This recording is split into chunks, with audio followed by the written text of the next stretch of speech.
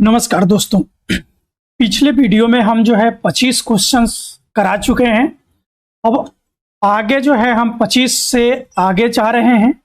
तो देखिए 25 प्रश्न तक तो हम लोग सॉल्व कर चुके थे। अब चलते हैं 26वें नंबर क्वेश्चन पे। नंबर 26 दिया है कि निम्नलिखित में से किस विदेशी यात्री को मध्यकालीन यात्रियों का राजकुमार कहा जाता है। ठीक, तो मध्यकालीन यात्रियों का राजकुमार किसको कहा जाता है? Alberuni, option A, option B Marco Polo, option C Hiuen Tsang, option D Ibn Battuta. तो ये देखिए, ये जो है आपके 26वें नंबर पर क्वेश्चन है। मार्को पोलो, मार्को पोलो को कहा जाता है मध्यकालीन यात्रियों का राजकुमार। ठीक, चलते हैं हम अगले प्रश्न पर। अगला प्रश्न हमारा यह है कि निम्नलिखित कथनों पर विचार करें। दादू दयाल का जन्म राजस्थान में हुआ था। दादू दयाल ने निपंख आंदोलन चलाया। उपरोक्त में से कौन सही है? एक सही है, दो सही है, एक दो दोनों सही है, न तो एक सही है न तो दो सही है। ठीक, तो देखिए इसमें केवल दो सही है, यानी दादू दयाल जो है निपंख आंदोलन किसने चलाया था? ये चलाए थे दादू दयाल। ठीक, हम चलते हैं अगले प्रश्न पर कि निम्नलिखित कथनों पर विचार करें। चैतन्य ने मूर्ति पूजा का विरोध किया। उनके दार्शनिक सिद्धांत वेदांत की अद्वैत की ही शाखा थी। ठीक, तो अब ये देख लीजिए, इसमें कह रहा है कि जो चैतन्य है, चैतन्य जो है कभी जो है कह रहा है कि चैतन्य ने मूर्ति पूजा का विरोध किया। ये मूर्ति पूजा का उन्होंने विरोध नहीं किया है। ठीक, तो इसलिए आपका ये नहीं होगा। अब दूसरा, उनके दार्शनिक सिद्धांत वेदांत की अद्वैतवाद की ही एक शाखा है। ठीक, ये बिल्कुल सही है। और चैतन्य को, तो ये बी हो गया सही आपको। और ये चैतन्य महापुरुष प्रभु से एक चीज संबंधित है कि देखिए चैतन्य महाप्रभु जो है ये क्या करते हैं कि वैष्णव धर्म से संबंधित थे। इन्होंने अपने धर्म में या अपने भक्ति में, ये भक्ति काल के संत हैं, इन्होंने संकीर्तन जोड़ा। क्या जोड़ा? संकीर्तन। इनका जन्म तो हुआ था उड़ीसा में, लेकिन ये कार्य क्षेत्र जो बनाए ये आए आपके बंगाल, और अधिक दिनों तक रहे हैं कहां पे? ये वृंदावन में। ठीक है, इनको नीम के नीचे सुलाया जाता था, इसलिए इनको निमाई पंडित भी कहा गया है। तो ये भी याद रखना है कि निमाई पंडित किसको कहा गया है? ये इन्हीं को कहा जाता है। किसको? चैतन्य महाप्रभु को। ठीक, हम चलते हैं अगले प्रश्न पर। हमारा अगला प्रश्न है कि पशुधन गणना 2019 किस नंबर की जनगणना है? ठीक, तो पशुधन जनगणना जो है किस नंबर की जनगणना है? ऑप्शन ए 20वीं, ऑप्शन बी 18वीं, ऑप्शन सी 19वीं, ऑप्शन डी 12वीं। तो पशुधन जनगणना है ये 20वें नंबर की जनगणना है। हम अगले प्रश्न पर चलते हैं। अगला प्रश्न है कि जनगणना 2012 की तुलना में कुल पशुधन जनसंख्या कितने प्रतिशत बढ़ी है? तो जनसंख्या पशुधन की कितने प्रतिशत बढ़ी है? ये आपके बढ़ी है 4.6%। कितना बढ़ी है? 4.6%, यानी ऑप्शन सी सही है। ठीक, चलते हैं हम अगले प्रश्न पर। अगला प्रश्न है कि ऑपरेशन फ्लड किससे संबंधित है? ऑपरेशन फ्लड किससे संबंधित है? ऑप्शन ए रेशम उत्पादन से, ऑप्शन बी दूध उत्पादन से, ऑप्शन सी सब्जी उत्पादन से, ऑप्शन डी भारत में बाढ़ से। तो देखिए ऑपरेशन फ्लड जो है ये है दूध उत्पादन से संबंधित है। इससे है दूध उत्पादन से संबंधित है। और ऑपरेशन फ्लड को चलाने का श्रेय किसको जाता है? इसको जाता है वर्गीज कुरियन को। कुरियन। ठीक, तो वर्गीज कुरियन जो है इनको श्वेत क्रांति का जनक भी कहा जाता है।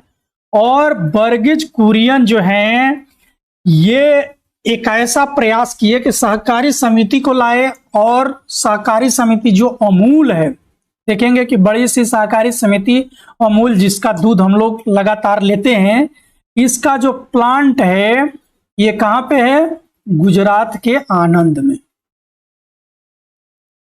गुजरात के आनंद में। ठीक है, हम चलते हैं अगले प्रश्न पर। हमारा अगला प्रश्न है कि शंकरदेव मध्यकालीन असम के महानतम धार्मिक सुधारक थे। शंकरदेव असम के महानतम धार्मिक सुधारक थे। ऑप्शन 2 यानी महात्मा गांधी के प्रिय भजन वैष्णव जन तो तेने कहिए के रचयिता नरसिंह मेहता थे। ठीक है, दोनों सही है। शंकरदेव असम के जो हैं ये क्या हैं कि संत रहे, और महात्मा गांधी जो हैं नरसिंह मेहता के जो भजन है वैष्णव जन ते पीर पराई जाई यही गाते थे, तो इनको नरसिंह मेहता ने ही रचा था। तो इसलिए ये आपका ऑप्शन जो है सी सही हो जाएगा, यानी 1 और 2 दोनों सही है। चलते हैं हम अगले प्रश्न पर। हमारा अगला प्रश्न है कि निम्न कथनों पर विचार करें। बसरा जो इस्लामिक विधान को मानते थे, और दूसरा बेसरा अर्थात जो इस्लामी विधान से बंधे नहीं थे।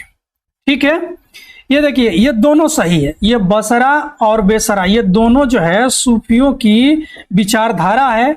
तो बसरा जो है इस्लामिक यानी ये रूढ़िवादी थे, बेसरा यानी इस्लाम के हर विधान से ये बंधे हुए नहीं थे, यानी एक तरह से कहिए तो ये उदारवादी भी थे। तो यानी ऑप्शन जो है सी सही है। हम चलते हैं अगले प्रश्न पर। निम्नलिखित कथनों पर विचार करें। रामदास ने दास बोध नामक पुस्तक की रचना की, ये धरकरी संप्रदाय से थे। ठीक, तो रामदास दास बोध की रचना की और ये धरकरी संप्रदाय से थे, ये दोनों सही है, यानी ए और बी, यानी 1 और 2 दोनों सही है, यानी ऑप्शन सी सही है। चलते हैं हम अगले प्रश्न पर। निम्नलिखित कथनों पर विचार करें। बाबर का मकबरा लाहौर में है, दूसरा जहांगीर का मकबरा काबुल में है। ये देखिए दोनों बदल दिया गया है, यानी उल्टा कर दिया गया। बाबर का मकबरा काबुल में और जहांगीर का मकबरा लाहौर में है, इसलिए आपका न तो 1 सही है और नहीं 2 सही है। ठीक है, चलते हैं हम अगले प्रश्न पर। हमारा अगला प्रश्न है, मुझे अपनी कब्र पर स्मारक नहीं चाहिए, मुझे खुले और विस्तृत मैदान में विश्राम करने दिया जाए। यह किसकी इच्छा थी? देखिए ये जो है सूफी संत निजामुद्दीन औलिया ने कहा था। ठीक है, निजामुद्दीन औलिया कहते हैं कि मुझे अपनी कब्र पर स्मारक नहीं चाहिए, मुझे खुले और विस्तृत मैदान में विश्राम करने दिया जाए। और इनकी कब्र कहाँ है? इनकी कब्र है दिल्ली के निजामुद्दीन में। दिल्ली का निजामुद्दीन स्टेशन फेमस है, लेकिन बाद में जो है इनके कब्र पर जो है क्या किया गया कि मकबरा बना दिया गया, जबकि इनकी इच्छा नहीं थी। अब एक दूसरी बात है, कब्र की बात आई तो एक कब्र से ही दूसरा प्रश्न बन जाता है। देखिए जो भारत का अंतिम बादशाह है बहादुर शाह जफर, तो बहादुर शाह जफर की कब्र कहाँ है? बहादुर शाह जफर को जो है 1857 के युद्ध के बाद निर्वासित करके रंगून भेज दिया गया था। ठीक, और रंगून में ही बहादुर शाह जफर का क्या हो गया था? देहांत हो गया। जब बहादुर शाह जफर की वहां पे मजार बनी है, तो उसमें जो चूंकि बहादुर शाह जफर जो थे ये बड़ा ही शायरी वगैरह किया करते थे, तो ठीक है, तो इनकी एक शायरी जो है उसी कब्र पर लिखी गई है बहादुर शाह जफर के। कभी हो सकता है कि आप लोगों से क्वेश्चन पूछ दे तो आप लोग उसे भी याद रखिए। और बहादुर शाह जफर की वो शायरी क्या है कि 2 आरजू में कट गए 2 इंतजार में, कितना बदनसीब है रे जफर दफन के लिए, 2 गज जमीन न मिली ऊंचा यार में। तो ये बहादुर शाह जफर की मजार पर लिखी गई है। उसी तरह से यदि मजार से क्वेश्चन और भी आ जाए कि सिकंदरा में जो है अकबर का मजार है, सिकंदर ये आगरा, तो यहीं पर इसकी मजार है। अकबर के मजार पर अल्लाह अकबर एक तरफ अल्लाह और एक तरफ अकबर लिखा गया है। ये भी एक बार क्वेश्चन आ गया है, हो सकता है पूछ ले, तो याद रखिएगा कि अल्लाह अकबर किसके मजार पर लिखा गया है, यानी अकबर की मजार पर लिखा गया है। ठीक, हम चलते हैं अगले प्रश्न पर। अगला प्रश्न है कि सुबोधनी किसकी रचना है? सुबोधिनी किसकी रचना है? तो सुबोधिनी जो है ये option A Vallabhacharya, option B Dadu Dayal, option C Chaitanya Mahaprabhu, option D Ramanand. Subodhini जो है बल्भाचार्य की रचना है। ठीक है, इसको याद रखिएगा आप लोग। चलते हैं अगले प्रश्न पर कि निम्नलिखित युद्धों को उनके काल क्रम के क्रम में व्यवस्थित कीजिए। ठीक है, ये प्रश्न जो है आप लोग डेट वाइज देख लीजिएगा। इसका मैं केवल आंसर बता देता हूं क्योंकि आप लोगों को ये क्वेश्चंस जो है पता है। तो ये जो है इसका सही ऑप्शन जो है सी है, यानी क्या 2 3 4 2 1, यानी सबसे पहले क्या आएगा? चौसा का युद्ध आएगा, फिर आपका बिलग्राम का युद्ध, फिर आएगा सरहिंद का युद्ध, और तब आएगा पानीपत का द्वितीय युद्ध।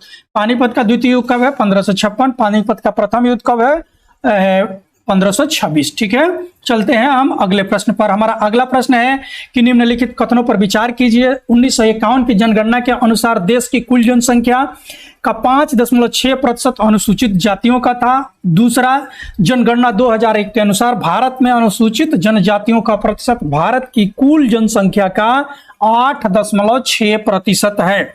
ठीक, तो ये देख लीजिए, ये दोनों सही है, यानी ये भी सही है कि 51 की जनगणना के अनुसार देश की कुल जनसंख्या का अनुसूचित जनजाति कितने थे, 5.6, और 2011 की जनगणना के अनुसार अनुसूचित जनजाति कितने हो गए हैं, 8.6। यानी क्या है कि आपका सही ऑप्शन हो जाएगा 1 और 2 दोनों, यानी सी ऑप्शन जो है सही हो जाएगा।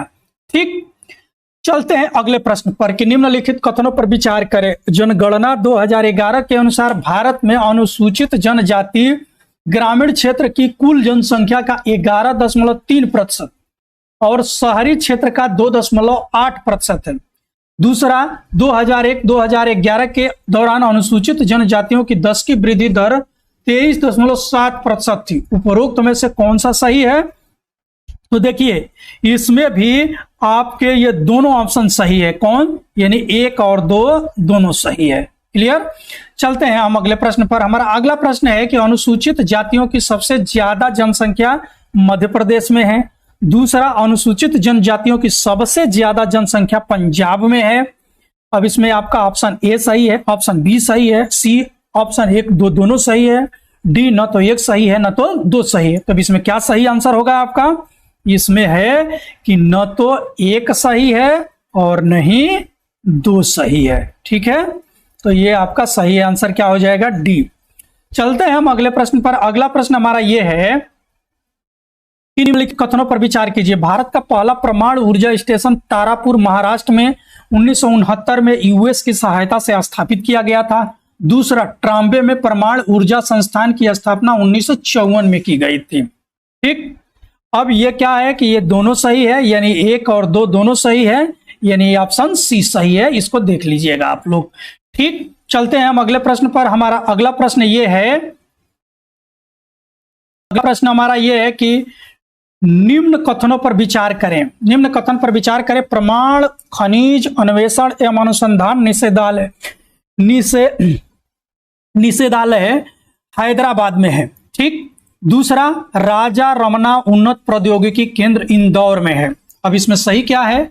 ए 1 सही है, बी 2 सही है, सी 1 और 2 दोनों सही है, डी न तो 1 सही है और न तो 2 सही है। तो इसमें जो है आपका दोनों सही है। क्या सही है? 1 और 2 दोनों सही है। क्लियर? चलते हैं अगले प्रश्न पर कि निम्नलिखित कथनों पर विचार करें। एंथ्रेसाइट लौ अयस्क है। कोयले को ब्लैक गोल्ड भी कहते हैं। उपरोक्त में से क्या सही है? तो देखिए, ये एंथ्रेसाइट जो है ये किसका है? ये लौ अयस्क नहीं है, ये कोयले का है। ठीक, और कोयले को ब्लैक गोल्ड कहते हैं, ये बिल्कुल सही है। तो ये सही आंसर क्या हो जाएगा आपका? बी सही हो जाएगा। हम चलते हैं अगले प्रश्न पर। अगला प्रश्न है, इरूला जनजाति निम्न में से किस राज्य में पाई जाती है? इरूला जनजाति कहां पे पाई जाती है? तो इरूला जनजाति जो है ये केरल में पाई जाती है। कहां पाई जाती है? केरल में पाई जाती है। ठीक है, चलते हैं अगले प्रश्न पर। अगला प्रश्न हमारा यह है कि कंपटी किस राज्य में है? तो कंपटी जो है ये आपके महाराष्ट्र में है। ठीक है, हम चलते हैं अगले प्रश्न पर। अगला प्रश्न हमारा यह है कि कर्णपुरा और रामगढ़ कोल फील्ड किस राज्य में है? तो कर्णपुरा और रामगढ़ जो है कोल्ड फील्ड कहां पे है? ये झारखंड में है। कहां पे है? झारखंड में है। ठीक है, चलते हैं हम अगले प्रश्न पर। अगला प्रश्न हमारा यह है कि निम्न में से निम्न गुणवत्ता का कोयला किसको कहा जाता है? एंथ्रेसाइट, बिटुमेन्स, लिग्नाइट, पीट। तो किसको कहा जाता है? ये पीट को कहा जाता है। ठीक, हम चलते हैं अगले प्रश्न पर। अगला प्रश्न है कि नवेली किस राज्य में स्थित है? नवेली किस राज्य में स्थित है? Option A Tamil Nadu, option B Telangana, option C Andhra Pradesh, option D मध्य पश्चिम बंगाल। तो किस राज्य में स्थित है? नवेली जो है तमिलनाडु में स्थित है। किसमें है? ये तमिलनाडु में स्थित है। चलते हैं अगले प्रश्न पर है कि भारतीय अंतर्देशीय जलमार्ग प्राधिकरण कब अस्तित्व में आया? भारतीय अंतर्देशीय जलमार्ग प्राधिकरण कब अस्तित्व में आया? Option A 1986, option B 1985, option C 1987, option D 1988। तो कब आया? ये आया 1986, ठीक है, 1986 में आया। तो अब देखिए अभी तक हमने जो है 50 प्रश्न जो कंप्लीट किया, इसमें आपको बहुत सारे प्रश्न ऐसे मिले जो कि आपके एग्जाम के दृष्टि से बड़े ही महत्वपूर्ण है। तो आप इन प्रश्नों के प्रकृति से यदि खुश हैं तो आप हमारे इस चैनल को लाइक जरूर कर लीजिएगा, और हाँ, चैनल को सब्सक्राइब भी करिए, जिससे कि जब हम लोग इस तरह की सीरीज लेकर के आए तो नोटिफिकेशन आपको तुरंत मिल जाए। इसलिए हमारे इस चैनल का बेल आइकन भी जरूर प्रेस कर लें। और हाँ, आप अपने सुझाव कमेंट बॉक्स में जरूर दें। हमारी लाइव क्लास भी चल रही है, आप ज्वाइन करना चाहते हैं उसमें भी ज्वाइन करें। हमारी ऑफलाइन क्लास भी शुरू हो चुकी है। आप जो है हमारे इंस्टीट्यूट के नंबर पे कॉल करके अपना रजिस्ट्रेशन करा सकते हैं। तो चलिए हम चलते हैं अगले प्रश्न पर। हमारा अगला प्रश्न है कि भारत का सबसे बड़ा सिल्क उत्पादक राज्य कौन सा है? भारत का सबसे बड़ा सिल्क उत्पादक राज्य कौन सा है? Option A Karnataka, option B Tamil Nadu, option C Andhra Pradesh, option D Paschim Bengal. तो भारत का सबसे बड़ा सिल्क उत्पादक राज्य कौन सा है? तो ये है आपका कर्नाटक, ठीक है, ये है कर्नाटक। चलते हैं हम अगले प्रश्न पर कि लाख अनुसंधान केंद्र स्थापित किया गया, कहां पे किया गया? Option A Ranchi, option B Bokaro, option C Bhilai, option D Dispur. तो लाख अनुसंधान केंद्र स्थापित किया गया है कहां पे? रांची में, ठीक है। चलते हैं अगले प्रश्न पर। अगला प्रश्न है कि निम्नलिखित कथनों पर विचार करें। एक देश 2030 तक लगभग 450 गीगावाट स्थापित अक्षय ऊर्जा क्षमता का लक्ष्य रखा है। दूसरा, सोलर से 350 गीगावाट की उम्मीद है। अब इसमें क्या सही है? एक सही है, बी 2 सही है, सी 1 और 2 दोनों सही है, डी नहीं 1 सही है और नहीं 2 सही है, ठीक। तो इसमें जो आपका सही है यह है क्या कि केवल 1 सही है। क्या सही है? केवल 1 सही है। चलते हैं हम अगले प्रश्न पर। हमारा अगला प्रश्न यह है कि निम्न कथनों पर विचार करें। पवन ऊर्जा में भारत का 5वां स्थान है। पवन ऊर्जा में भारत का 5वां स्थान है। दूसरा, सौर ऊर्जा में भारत का 3रा स्थान है। तो इसमें क्या सही है? तो देखिए इसमें केवल 1 सही है कि पवन ऊर्जा में भारत का कौन सा स्थान है? ये 5वां स्थान है, ठीक। हम चलते हैं अगले प्रश्न पर कि अंडमान निकोबार में सबसे ज्यादा बोली जाने वाली भाषा कौन सी है? तो अंडमान निकोबार में सबसे ज्यादा बोली जाने वाली भाषा option A Bangla, option B Hindi, option C Tamil, option D Telugu. तो अंडमान निकोबार में सबसे ज्यादा बोली जाती है उस भाषा का नाम है बंगला। और ये भी जान लीजिए कि जो अंडमान निकोबार का जो न्यायालय है वो कौन सा न्यायालय है? कलकत्ता न्यायालय है। तो कलकत्ता इन लोगों का आना जाना ज्यादा रहता है, तो इसलिए जाहिर सी बात है कि ये लोग बंगला के टच में ज्यादा रहते भी हैं। राधानगर बीच किस राज्य में स्थित है? तो राधानगर बीच जो है किस राज्य में स्थित है? Option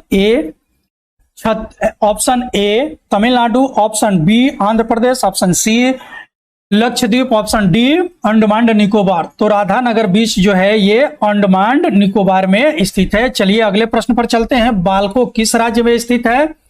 option A Chhattisgarh, option B Orissa, option C Uttar Pradesh, option D Madhya Pradesh. तो बालको जो है किस राज्य में है? ये है छत्तीसगढ़ में। किसमें है? छत्तीसगढ़ में। और एक चीज, हाँ देखिए ये जो हमारा पेपर है ये बाइलिंगुअल बनाया गया है, और चूंकि मैं एक साथ यदि दोनों लैंग्वेज में इस क्वेश्चन को बोलने लगूं तो वीडियो जो है लंबी हो जाएगी। इसलिए चूंकि मैं हिंदी में बोलते जा रहा हूं, जो भी स्टूडेंट इंग्लिश मीडियम वाले हों वो जो है हमारे स्क्रीन पे इंग्लिश लैंग्वेज में भी क्वेश्चंस आ रहे हैं, आप उनको देख करके आप अपने क्वेश्चन को समझ सकते हैं। जहां पे भी कहीं दिक्कत हो आप कमेंट कर सकते हैं। बॉक्साइट किसका अयस्क है? ऑप्शन ए लोहे का, ऑप्शन बी एल्युमिनियम का, ऑप्शन सी तांबे का, ऑप्शन डी उपरोक्त में से कोई नहीं। तो बॉक्साइट किसका अयस्क है? बॉक्साइट जो है एल्युमिनियम का अयस्क है, ठीक है। चलते हैं अगले प्रश्न पर कि अंडमान निकोबार की संपूर्ण जनसंख्या का कितना प्रतिशत है निकोबार द्वीप में लोग रहते हैं? तो ये देख लीजिए, ये है आपके option A 20%, option B 10%, option C 30% और ऑप्शन डी 25%। तो कितने प्रतिशत लोग रहते हैं? 10%, ठीक है। चलिए हम चलते हैं अगले प्रश्न पर। अगला प्रश्न है कि कंधमाल हल्दी किस राज्य की जीआई टैग प्राप्त है? तो कंधमाल हल्दी को किस राज्य में जीआई टैग प्राप्त हुआ है? ये जो है option A Orissa, option B Chhattisgarh, option C Tamil Nadu, option D Andhra Pradesh. तो इसको जीआई टैग मिला है कंधमाल हल्दी को उड़ीसा में। ठीक है, अब ये देखिए कि अगला प्रश्न है, ये करेंट से है कि 51वां दादा साहब फाल्के पुरस्कार किसको दिया गया है? Option A Amitabh Bachchan, option B Rajinikanth, option C Dilip Kumar, option D उपरोक्त में से कोई नहीं। तो ये 51वां दादा साहब फाल्के पुरस्कार किसको दिया गया है? ये जो है दक्षिण भारतीय सिनेमा के बेताज बादशाह रजनीकांत को दिया गया है। प्रश्न जो है महत्वपूर्ण है, इसको जरूर आप लोग याद कर लीजिएगा। अगला प्रश्न है कि पंचायत पुरस्कार 2021 किस राज्य को प्रथम स्थान मिला? Option A Uttar Pradesh, option B Madhya Pradesh, option C Tamil Nadu, option D Haryana. तो किस राज्य को मिला है पंचायत ई पंचायत पुरस्कार? तो ई पंचायत पुरस्कार में प्रथम स्थान मिला है उत्तर प्रदेश को। ठीक है, यह भी प्रश्न बहुत ही महत्वपूर्ण है, इसे याद जरूर करिएगा। ठीक, चाहे आप एमपीपीसीएस के स्टूडेंट हों या अन्य state UP PCS, Bihar PCS या यूपीएससी दे रहे हैं, तो आप हमारे इस चैनल को लाइक सब्सक्राइब जरूर करें। और हाँ, आपके हर समस्याओं का जो है समाधान हम लोग अपने चैनल के माध्यम से ला रहे हैं। आप कोई भी प्रश्न हो, आप बेधड़क कमेंट के माध्यम से या हमारे मेल के माध्यम से भी संपर्क कर सकते हैं। अगला प्रश्न है कि वैश्विक लिंग अंतर रिपोर्ट 2021 में किस देश को पहला स्थान मिला? ठीक, option A Finland, option B Iceland, option C Norway, option D Denmark. तो किसको मिला है? ये मिला है आइसलैंड को। ठीक है, ये आइसलैंड को मिला है। ठीक, चलते हैं हम अगले प्रश्न पर। अगला प्रश्न है कि वैश्विक ऊर्जा संक्रमण सूचकांक कौन जारी करता है? Option A WEF, option B world bank, option C IMF, option D IDA। तो कौन जारी करता है? WEF। कौन जारी करता है? WEF। ठीक है, हम चलते हैं अगले प्रश्न पर कि निम्न में से किस नगर निगम ने पहली बार ग्रीन बॉन्ड जारी किया है? तो ग्रीन बॉन्ड जारी करने वाला कौन सा नगर निगम जो है पहला है? Option A Lucknow, option B Ghaziabad, option C Indore, option D Bhopal. तो देखिए, ये गाजियाबाद नगर निगम जो है ये ग्रीन बॉन्ड जारी करने वाला देश का पहला नगर निगम बन गया है। ये महत्वपूर्ण प्रश्न है, जरूर इसको देख लीजिएगा। अगला प्रश्न है, नारा अल मतरैसी कौन है? नारा अल मतरैसी कौन है? Option A astronaut, option B लेखिका, option C football player, option D cricket player. तो ये कौन है? ये है एस्ट्रोनॉट। ठीक है, ये एस्ट्रोनॉट है, इसको देख लीजिएगा। हम चलते हैं अगले प्रश्न पर कि पश्चिमी ऑस्ट्रेलिया में आए हुए ट्रॉपिकल साइक्लोन का नाम था, क्या था? ए नौरोज, बी नूरी, सी सरोजा, ऑप्शन डी उपरोक्त में से कोई नहीं। तो इसमें जो है इसका नाम था सरोजा। क्या नाम था? सरोजा, यानी ऑप्शन सी सही है। ठीक है, चलते हैं हम अगले प्रश्न पर कि वित्तीय फॉर्म के लिए जलवायु परिवर्तन कानून पेश करने वाला दुनिया का पहला देश है। वित्तीय फॉर्म के लिए जलवायु परिवर्तन कानून पेश करने वाला दुनिया का पहला देश कौन सा है? Option A New Zealand, option B Finland, option C Iceland, option D Ireland. तो ये कौन सा देश है? ये है न्यूजीलैंड। ये है न्यूजीलैंड। ठीक है, चलते हैं हम अगले प्रश्न पर। हमारा अगला प्रश्न ये है कि विश्व में किस देश में पशुधन की आबादी सबसे अधिक है? ऑप्शन ए चीन, option B Australia, option C Bharat, option D Denmark.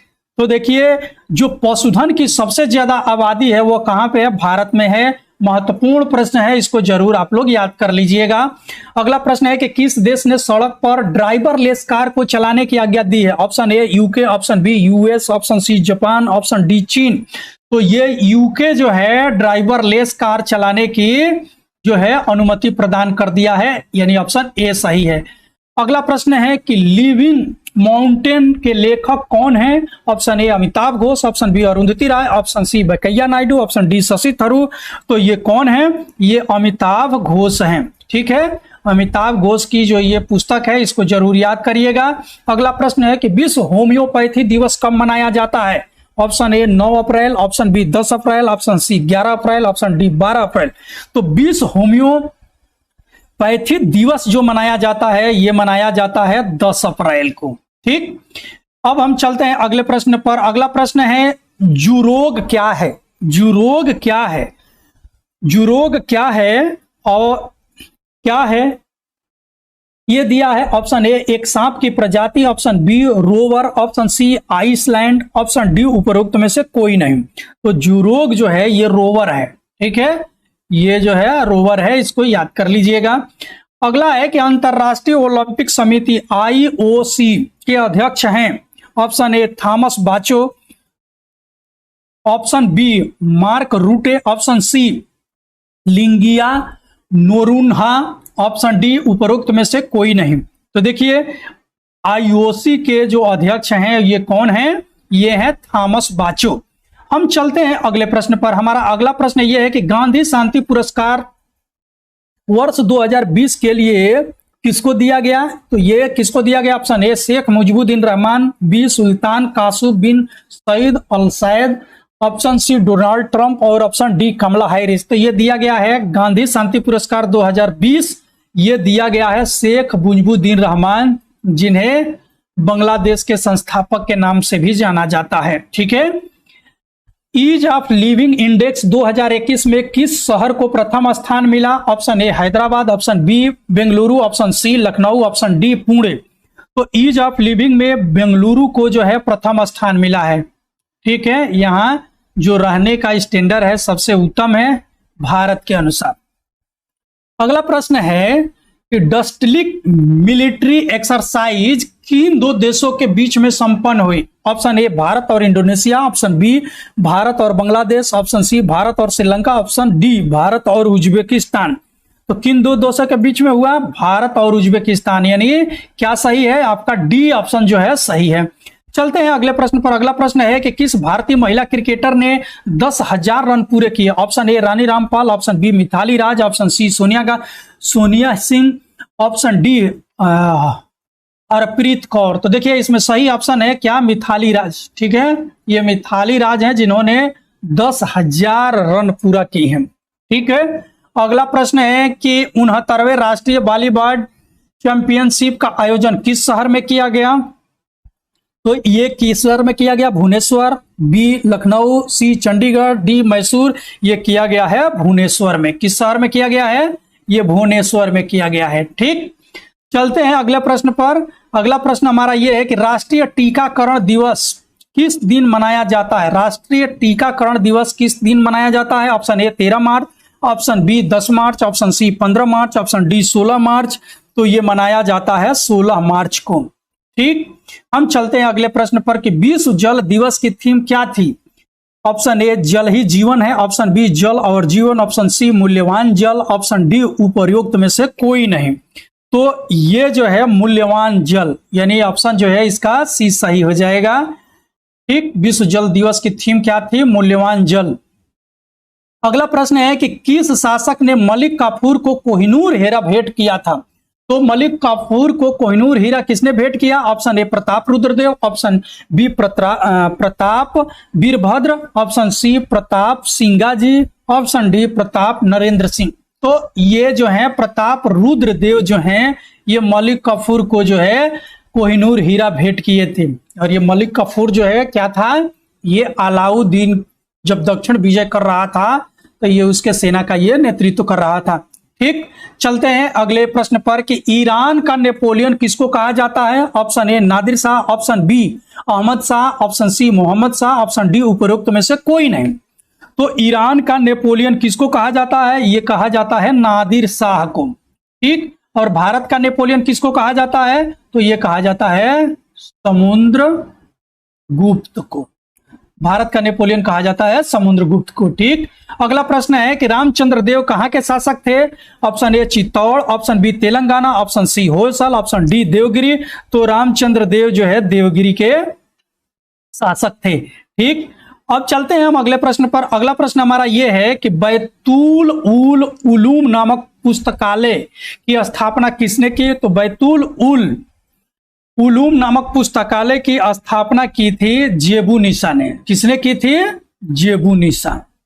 ठीक, अब हम चलते हैं अगले प्रश्न पर। रैयत अल्लाह की उपाधि सुल्तान की जगह किस शासक ने धारण की थी? तो रैयत अल्लाह की उपाधि जो है खिज्र खां, यानी ये जो है खिज्र खां जो है धारण किया था रैयत अल्लाह की उपाधि। चलते हैं हम अगले प्रश्न पर कि दीवाने खैरात विभाग की स्थापना किस शासक ने की? Option A Firoz Shah Tughlaq, option B Alauddin Khilji, option C Mohammad bin Tughlaq, option D Balban. तो दीवाने खैरात विभाग की स्थापना किसने किया था?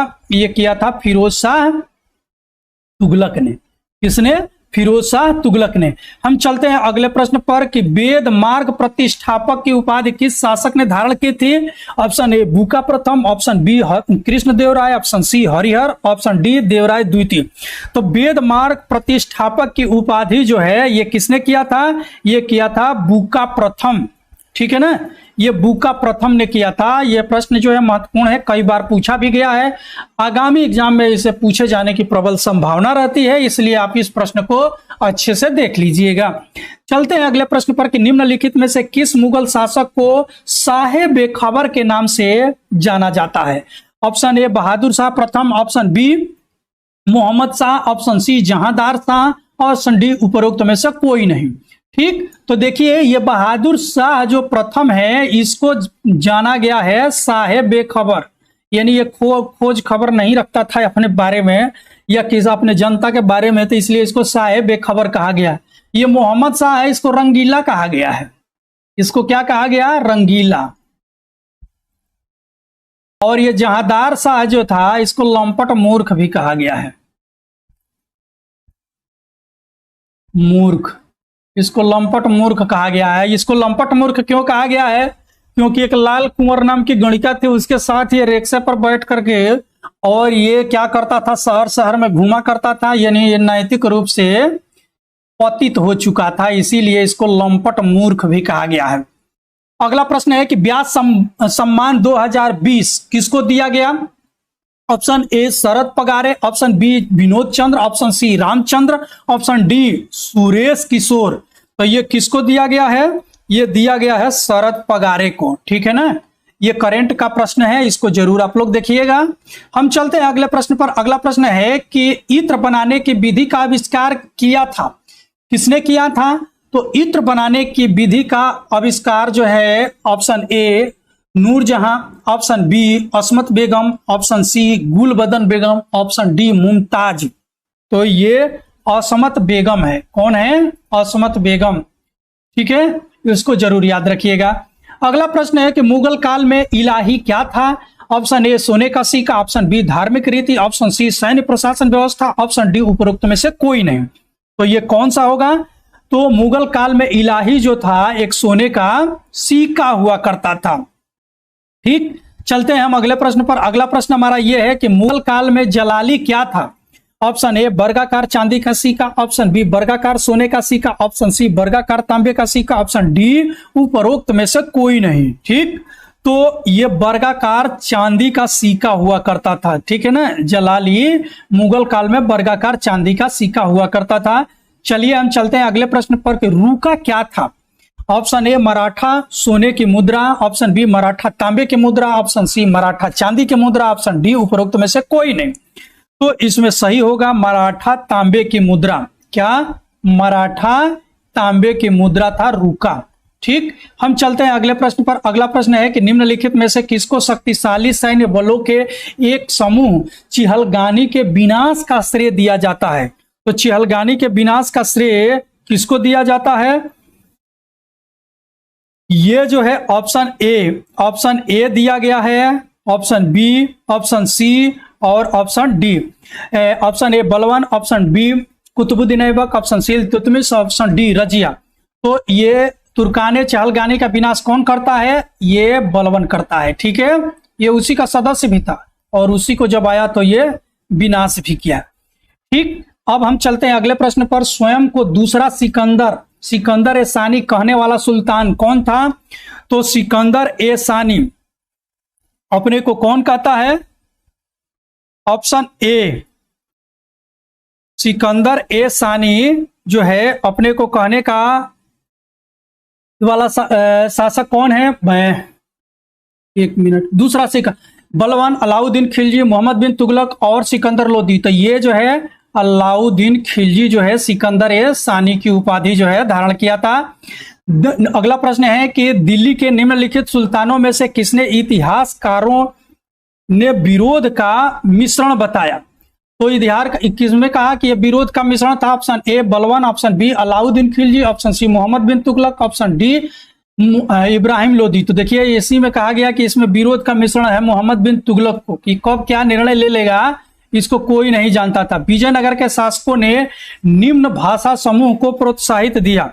तो विजयनगर के शासक जो है किस भाषा समूह को प्रोत्साहित किए हैं? ये देख लीजिए, ये है कि हिंदी, मराठी, संस्कृत, मलयालम, तमिल संस्कृति को। और अगला प्रश्न है